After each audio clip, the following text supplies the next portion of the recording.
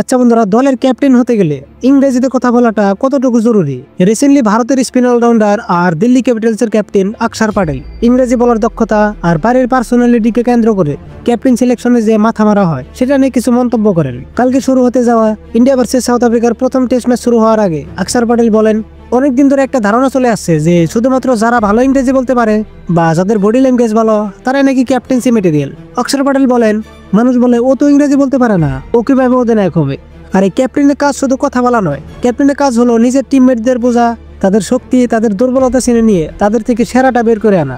যদি আমরা বলি পার্সোনালিটি চাই, ভালো ইংরেজি বলতে হবে, এগুলো জনসাধারণের তৈরি করে একটা ধারণা, এটা বদলানো দরকার। অধিনায়ক হওয়ার জন্য ভাষা কোনো বাধা হওয়া উচিত নয়। অক্ষর ভাই আরো বলেন, মানুষ দেখে যে কে কতটা সোশ্যাল মিডিয়ায় অ্যাক্টিভ, কে কেমন কথা বলে, সবই মেনে ওদের বিচার করার উপায় হয়ে গেছে। আজকাল সবাই মতামত দেয়, ও পারবে, ও পারবে না, ওকে ক্যাপ্টেন বানাও, ওকে ক্যাপ্টেন করো না।